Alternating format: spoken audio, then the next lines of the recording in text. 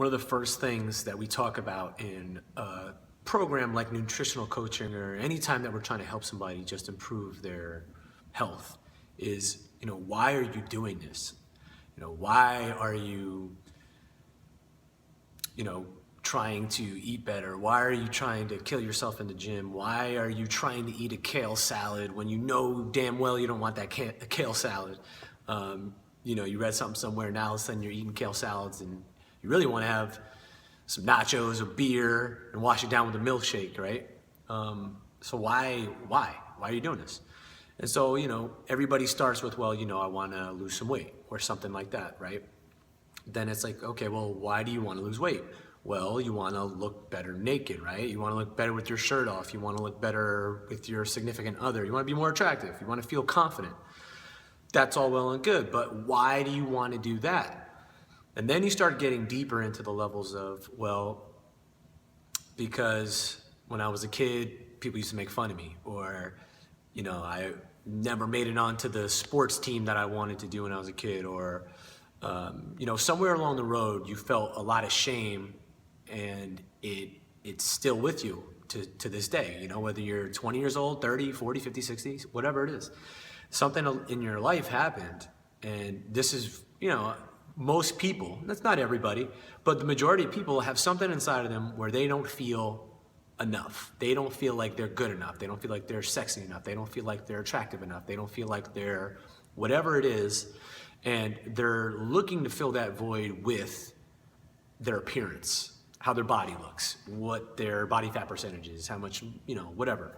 They're looking to make up for that. But that's a losing game, right? It's like trying to, make more money. Everybody wants to make more money, right? And then, if you're making $30,000 a year, then you want to make $40,000 a year. Then you want to make $50,000 a year. If you keep climbing your way up, you make $100,000 a year.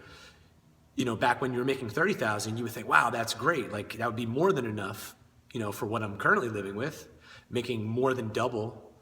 But once you get there, then if you have that mindset of, this is going to make me happy, this is going to fill that void, this is going to take care of those problems that I had in the past, it simply doesn't work. The game just keeps getting harder, and you can never win. You'll hear a lot of motivational speakers, if you want to call them that, or life coaches, if you want to call them that. One of my favorite kind of teachers, mentors, people that I love listening to is Tony Robbins. He talks about that all the time. But I've also heard people like Oprah talk about it. I've heard psychologists talk about it. I've read books about it. And basically what it comes down to is your framework of your mind. So if you're getting involved in an exercise program, an eating program, a diet, supplementation, there's a million of them out there. There's, I don't want to drop any names, but, stuff that sells supplements to you and the whole thing. Realize why you're doing it first. If you can become aware of it, if you can become mindful of it, then that can really change your relationship to that endeavor, whatever it might be. So let's take losing fat, for example, because that's what I specialize in. So if you're trying to lose fat and you think that's going to make you happier, at some point, like say you're trying to lose 20 pounds and you get there, you lose the 20 pounds, you did it, you put the hard work in, you busted your butt in the gym, you ate all the right foods, you followed the game plan as best you could, and you did it. No ribbons fall from the sky. The president doesn't call you up on the phone and invite you over to his house, and life goes on, the world keeps spinning. And when I do get people to their goal, whatever that might be for them, they're kind of is this letdown moment. They're kind of like, oh, well, this is all it means to get to this body fat percentage, or this is what it feels like to lose 15 pounds of fat. And it's very anticlimactic. And I almost have to remind them that, hey, you just did something you've never done, ever, that we know of, that we've been recording. So give yourself a pat on the back in that respect. But what really should be happening is, before even starting this journey, realize what this actually means. There's no kind of end goal, although there are some milestones along the way. losing 10 pounds, losing 20 pounds, getting stronger, whatever. But there's no end goal, right? Once you get there, then what? You still got to wake up. You still got to go to work. You still got to feed the kids. You still got to put gas in the tank. You still got to pay the bills. And life goes on. So be aware of why you're doing what you're doing. It's called being mindful or being conscious. Just don't do stuff because you think it's the right thing to do, or somebody told you that you weren't skinny enough, or somebody told you you were fat or weren't in good shape, or whatever the thing is for you.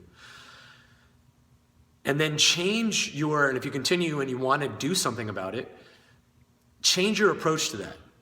So your approach shouldn't be, oh man, I've been that fat kid my whole life. Kids used to make fun of me. Even my family made fun of me, whatever it is. Don't attack the problem from, I need to lose weight. First of all, your brain doesn't really work like that. It doesn't hear the negative. It doesn't hear that. It doesn't register properly. What you have to do is, instead of saying, okay, I'm going to lose weight, instead, I'm going to try to become healthier. And I posted this a while back from Dave Asprey from Bulletproof Executive. He had a great post about New Year's resolutions, and along the same lines of what I'm saying now, but it really works for everything, and it's really true. It doesn't have to be a special time of year. It's even if you're going into, say you're an athlete and you're going into a basketball game. Oh man, we can't lose this game. Well, that's going to really set you up for some problems down the road. What if you went into the game saying, let's be 1% better than we were last time, or I'm going to make sure I cover all my bases and do all the fundamental things correctly and just give 100% effort. And I'm going to outwork the guy that's in front of me on every single play. That changes your mindset. It also changes how you approach it, because you can't guarantee what's going to happen. Even when we set up goals with people, I can't guarantee that they're going to lose X amount of weight. We really don't have control over that. Especially I don't. It's your body, right? I don't know what you do at home. You can tell me you do one thing and then do something completely different. You can not follow my plan. You can binge eat McDonald's on the weekends, whatever the thing is. So it really comes down to, the only thing we can control is our habits. The only thing we control is our decisions. If information, I heard a great quote from Derek Sievers, who's pretty famous. If you're not familiar, look him up. He said, if information was all we needed, we'd all be billionaires with abs, right? Think about how much sense that makes. There's 1 billion books, in fact, on weight loss. There's 1 billion books on how to get stronger. There's 1 billion books on how to get rich and start your own business and whatever. But how many people are actually doing it? If information was the only thing we needed, we'd all be billionaires with abs. And that's true. Information is only half of it. In fact, I feel like it's a little bit less than half. Because action, doing something, saying, you know what? Okay, I know that I've tried to, say, lose weight, for an example, or lose fat, for an example. I know what there is needed to be done, or I've even done it in the past, for maybe 3 or 4 weeks at a clip, or maybe a month at a clip, or 2 months at a clip. But I haven't been able to do it consistently, So I've been able to do it, so why am I not currently able to do it? Why do I have to keep yo-yoing back and forth? Why do I have to keep circling back around? Why do I always feel like I'm in the same spot at the beginning of the year? And the answer is, you haven't taken the appropriate action to get to that level. Whatever you've done in the past and whatever skills and current strategy you have is only good enough to keep you right where you're at, right? So if you're 30 pounds overweight, whatever you're doing right now is a great plan to be 30 pounds overweight. That's it. It's plain and simple. If you don't know how to get to 20 pounds overweight, only 10 pounds overweight, or to an appropriate, better weight, if you don't know how to get there, or if you don't know how to do it long term, or if you've never ever done it, well then you probably need someone to show you how. And you might get it from a book, you might get it from a video like this, you might get it from an in-person personal trainer / coach, you might get it from a friend or your parents or somebody else. But you have to take action on it. And that's what this 12-month nutritional coaching transformation is all about. And that's why I've been posting so many videos to try to get you to pull the trigger, because everybody is point, aim, aim. Again, it's something I've taken from Tony Robbins. Point, aim, aim. Nobody's firing the gun, right? When you go to a shooting range, you just don't set up, tweak your thing, line it all up, and then just sit there. You got to pull the trigger, right? Otherwise, you miss every shot you don't make. Wayne Gretzky said that, and it's true. If you don't take the appropriate shots, you can't put points up on the board. Just how it goes. It's not my rules. The way this stuff works is none of my opinion. It's none of what I think is the best way to go about it. This is information coming down from way, way smarter people than I am, or will probably ever be. And it's been time tested, and it's been applied to so many different people. The fact that you think it can't work for you is completely insane. And it's one of these cognitive biases that we build up. Oh, I'm not good enough. Oh, I'm not strong enough. Oh, I could never do that. Well, that's complete nonsense. The people that do whatever it is that you're looking to do or that you would look up to in that situation, they just believe that they could do it. It sounds kind of corny or like new agey or like, all you got to do is positive think. And that's not what I'm saying. It's not just positive thinking. But it does start with a belief of, you know what, I can actually do this thing. I have a bunch of pictures up on our wall of people that have done it. I have a bunch of people in our drawer with files that have done it. We have people walking in and out of our doors every day that do it. If you don't believe me, you can come down here and check it out. But the point that I'm trying to make is, if you never take action, and it doesn't have to be with us, because honestly, if you're not ready to take action, I don't want to work with you. If you're content with just being in the comfort zone and failing over and over again, do it somewhere else. That's what the LA Fitnesses are for. That's what the big box of gyms are for. That's what, you go sign up for a $20 per month membership to rent their equipment. That's what that's for. And there's a time and a place for that. I don't have a problem with that. I don't think it's a great way of doing things, and I think you're wasting your money and your time, but that's none of my business. You can do whatever you want. You're your own boss. I'm not here to tell you what to do. I'm here to give you a strategy that actually works, a plan to overcome those failures, because they will happen. Everybody does. But then allow you and cultivate within you that inner, I can totally effing do this mentality, because why wouldn't you be able to? Are you different than anybody else? Are people that walk in this gym, are they more special than you in some type of way? And the answer is no. And that includes me too. I'm no different. I've gone through the same process. I was super duper skinny. Not that I'm completely jacked right now, but I was 30 pounds lighter in college. And just simple strategies that I've learned over the years working with Kevin Ensenat, the master trainer here, building up K-Strength as a company, doing research, hours and hours of endless time, money, and energy spent on learning my craft and learning from the best people that there are, and going to seminars and reading books and reading articles and totally getting immersed in the process of how can I make this work for every single person that I meet. Not just the guy who has the A-type personality that I tell him to do something, he just does it. Not the girl that just has great genes and genetics and she's just always been in great shape. Not just the college athlete who's a monster in the gym. I'm talking about the people that you would not expect to do it. I'm talking about the lady that's been 100 pounds overweight for the majority of her life and now is in the best shape and people are asking her for advice. I'm talking about the guy at your job that nobody's paying attention to, that's, inhaling the worst foods possible, or that you think are the worst foods possible, that everybody's kind of written off.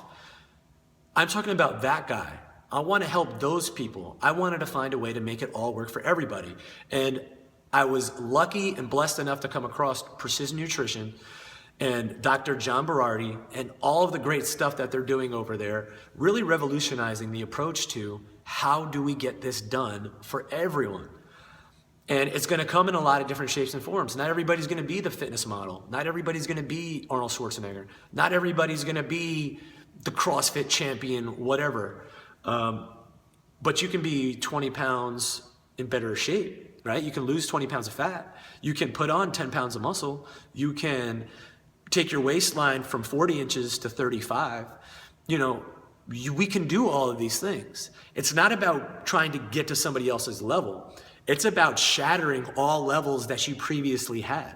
So when people hit me up on emails, text messages, or phone calls, and they're like, hey man, I saw your video, I'm interested, I want to get in it, but you know what, I'm busy, or it's too expensive, or any number of other things that is common to everybody. You don't have time, you can't make it here, it costs too much money, you're on a budget, you're allergic to foods, you've tried a low carb diet before and you hated it, you tried Weight Watchers before and it didn't work, you did something else and you didn't like it, or any one of those and a million other things could come up. And my first response is, yeah, that's everybody. Don't you think that you are not the same as everybody else? Do you really think you're busier than other people? Do you really think that you are not on a budget like other people? Do you really think that any number of these things don't occur to everybody else? Read any biography by any famous person or any successful person or anybody that you look up to. Could be, anybody from Michael Jordan to Arnold Schwarzenegger to one of the presidents to Mother Teresa. Everybody has these obstacles or these roadblocks or these setbacks. And the majority of the time, what you think is hard or, holding you back or tripping you up is really such a minuscule thing when you put it into perspective of, say, someone like, let's take Arnold Schwarzenegger, for example. This guy couldn't speak English, came to this country and became the governor. Just something like that. And it doesn't matter what you think of the guy or his movies or steroid use, doesn't really matter. But the fact that he did something like that and was like, what obstacles? I'm just gonna figure it out. And something like being busy, that's easy to figure out. Most people waste 30 hours a week watching TV or something like that, something crazy, 10 or 15, whatever it is. It's a lot of hours. Most people waste tons of money on stupid purchases. Most people aren't really aware of how much they're wasting, and then they complain about how little that they have. So I'm not here to preach how good I am at time management or saving my money, but what I am saying is just put it into perspective. And then you realize that, you know what, you can really do whatever you want. And you really have a lot of time. And money, it really isn't that big of a deal. If you switch some things around here, maybe bring your lunch to work, maybe stop buying the $8 Starbucks, whatever they sell there, and start investing in yourself. Even if you put $10 away every week, that's $40 a month. Doesn't sound like much. Multiply that by a year, and all of a sudden you got some money to play around with. So those are just some things, quick things to think about. I'm going to take you on a little walk here. So again, just want to reiterate that you need to pull the trigger in one way or the other. Might not be with us. It might be by yourself. If so, great.